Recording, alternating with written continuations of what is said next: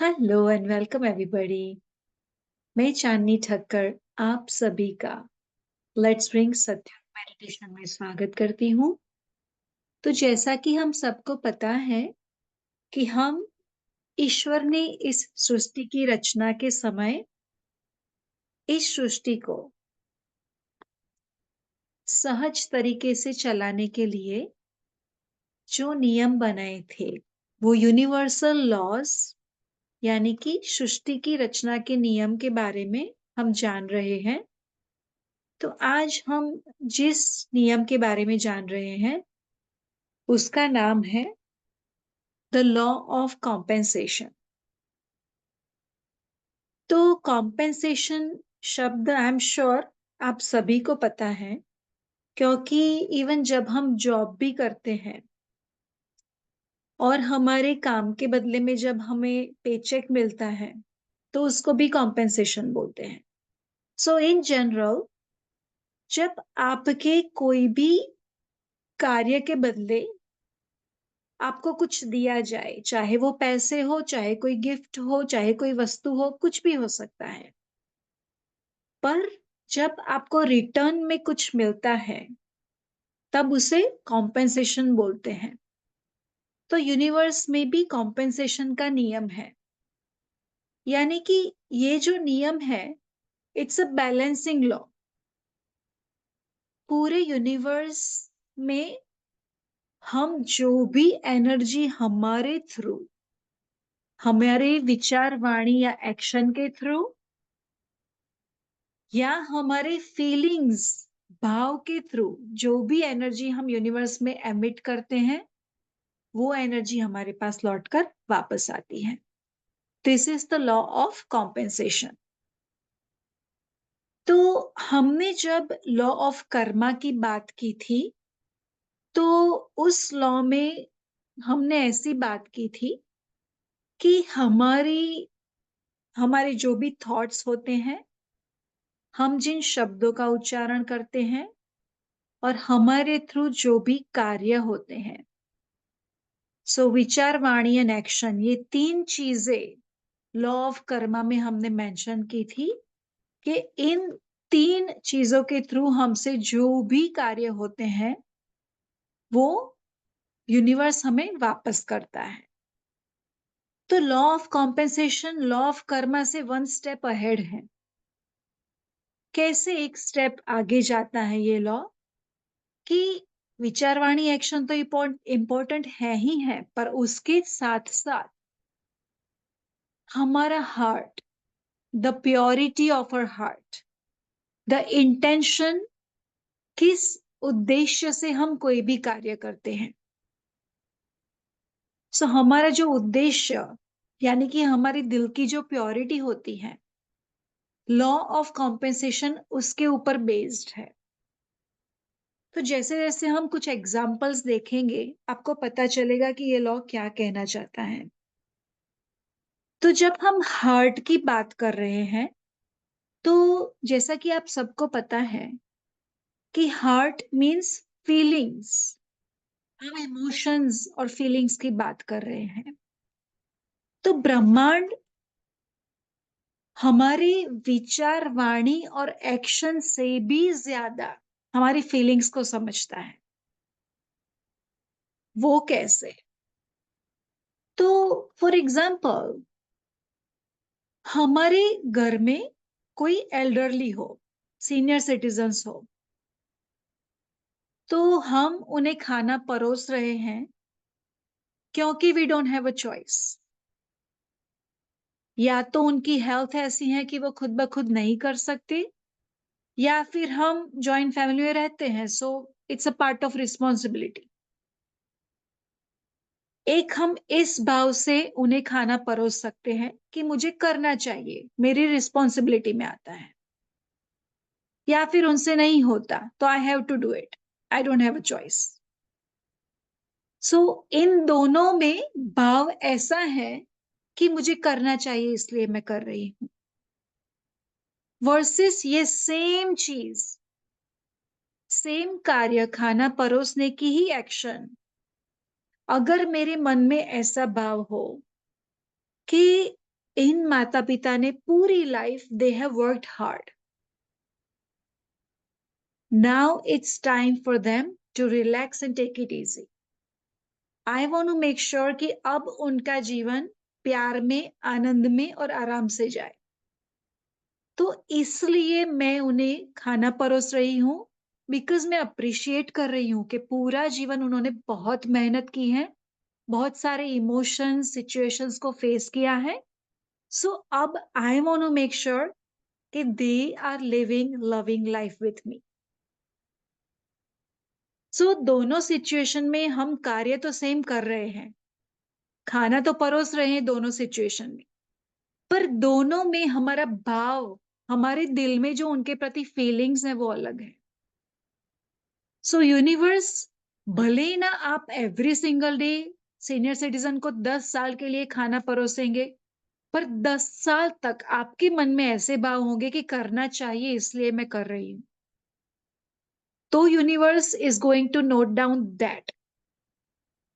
और अगर मैं एक वीक के लिए इस भाव से खाना परोसती हूं कि नहीं, I love them and I want to take care of them, तो भले ही आपने 10 साल तक खाना परोसा होगा, उससे 1 वीक जो आपने सच्चे दिल से किया कर्म है, यूनिवर्स आपको उस कर्म का कॉम्पेंसेशन उस प्यार के रूप में देंगे. Right? So that is one example. This is the law of compensation कि यूनिवर्स हमारा हार्ट, हमारी प्योरिटी, हमारा इंटेंशन चेक करता है. सो अगर हम दूसरा एग्जाम्पल ले, तो एक टीचर हैं जो टीचर की जॉब कर रहे हैं, वो स्टूडेंट्स को इसलिए पढ़ाने जा रहे हैं ताकि उनको मंथली सैलरी मिल जाए.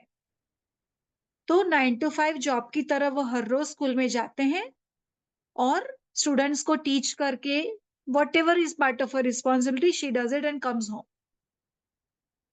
दूसरी एक टीचर है, उनको भी सैलरी चाहिए, पर साथ ही साथ उनका इंटेंशन ऐसा है जैसा कि माता पिता का होता है कि मेरे बच्चे डॉक्टर बने, इंजीनियर बने, उनमें सारे वैल्यूज आए. सिर्फ एजुकेशन नहीं, उनके साथ साथ उनके संस्कार, विचार, वाणी सब कुछ सही होना चाहिए, जैसा एक माता पिता अपने बच्चे के लिए सोचते हैं. कई टीचर्स भी ऐसे होते हैं कि जो स्टूडेंट्स को इतना प्यार से, इतने भाव से, और इवन टीचर का इंटेंशन ऐसा होता है कि मेरे स्टूडेंट को अच्छी स्कूल में एडमिशन मिलना चाहिए, अच्छी डिग्री हासिल करनी चाहिए, पूरे दिल से. सो ये दोनों टीचर्स को सैलरी तो मिल ही रही है, पर दोनों टीचर्स का भाव अलग है कार्य करते समय. तो यूनिवर्स इस चीज को नोट डाउन करेगा और इस तरह की उनको जीवन में रिटर्न में कॉम्पेंसेशन ऐसे भाव के रूप में मिलेंगे.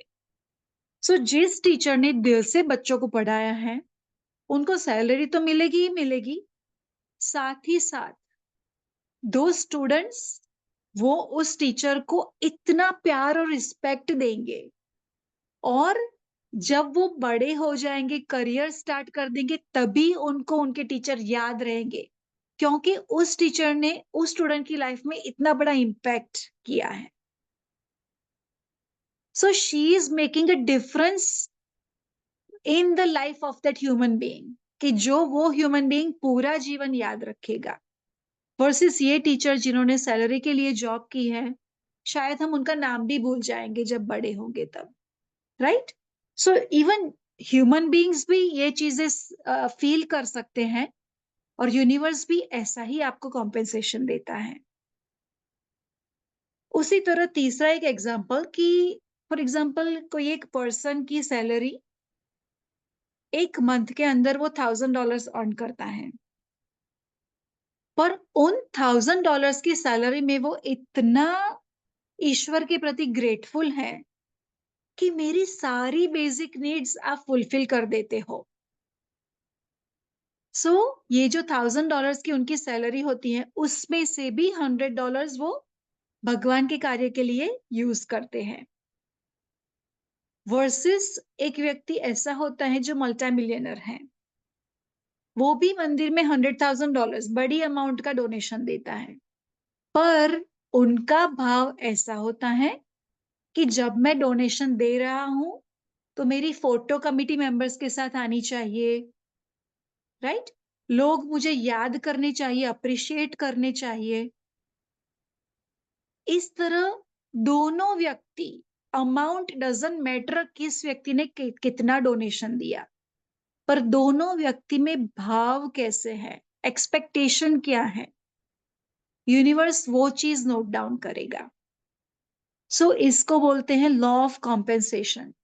तो इसी लॉ के साथ साथ एक स्टोरी जो हमने हमारे पहले सेशंस में कई बार डिस्कस की है, वो मुझे याद आती है कि जब हमें अच्छा और सच्चे दिल से कोई भी कार्य करना हो तो we don't need to wait for any resources और राइट टाइम। कई बार हम ऐसा सोचते हैं कि हाँ, मुझे सेवा करनी है, मुझे सेल्फलेस कार्य करना है, कुछ समाज सेवा का कार्य करना है, पर अभी मेरे पास टाइम नहीं है, मेरे पास पैसे नहीं है, कुछ ना कुछ एक्सक्यूज हमें मिल जाते हैं और हम राइट टाइम का वेट करते हैं।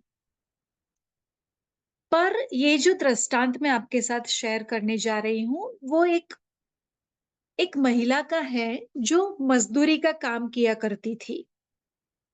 तो ये जो महिला, जो कंस्ट्रक्शन, हाउसिंग का कंस्ट्रक्शन होता है, वैसे कंस्ट्रक्शन में वो मजदूरी का काम किया करती थी।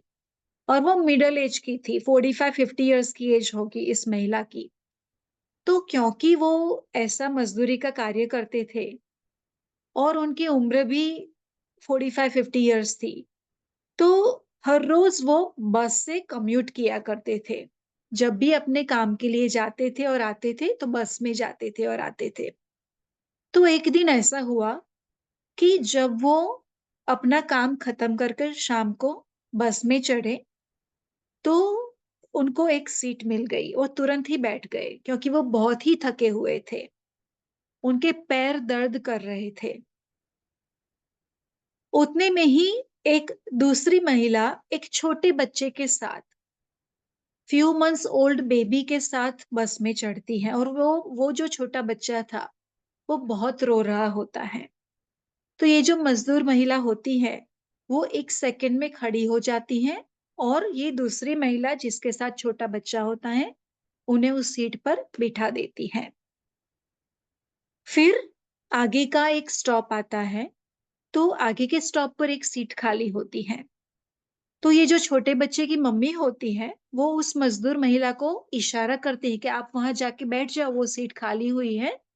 क्योंकि उनको दिख रहा होता है कि इस महिला के पैर में दर्द हो रहा है। वो जैसे खड़ी थी उनकी पोजीशन के ऊपर से पता चलता था कि वो पेन में है और उनके कपड़ों पर से यू कैन टेल कि वो काम पर से घर आ रहे हैं, वो थके हुए हैं और उनके पैर भी दर्द कर रहे हैं। तो ये जो मम्मी थी उन्होंने उस मजदूर महिला को जब वो सीट दिखाई तब इस महिला ने उसी बस में खड़े एक एल्डरली को, एक सीनियर सिटीजन को वो सीट दे दी कि अंकल आप यहाँ बैठ जाइए। फिर ऐसा कई स्टॉप्स पर हुआ कि सीट्स खाली होती गई, पर ये जो मजदूर महिला थी कोई ना कोई जो खड़ा था उन्हें वो उस सीट पर बिठा देती थी। तब जब लास्ट स्टॉप आया तब ये जो मम्मी थी छोटे बच्चे के साथ, उनसे रहा नहीं गया। उन्होंने इस मजदूर महिला को पूछा कि मैं देख सकती हूँ कि आप पूरा दिन काम करके आए हो, आप थके हुए हो, आपके पैर दुख रहे हैं, फिर भी आपको इतनी सारी अपॉर्चुनिटीज मिली सीट पर बैठने की, पर आपने हर बार दूसरों के बारे में ही सोचा। इसके पीछे का रीजन क्या है? तब इस मजदूर महिला ने जवाब दिया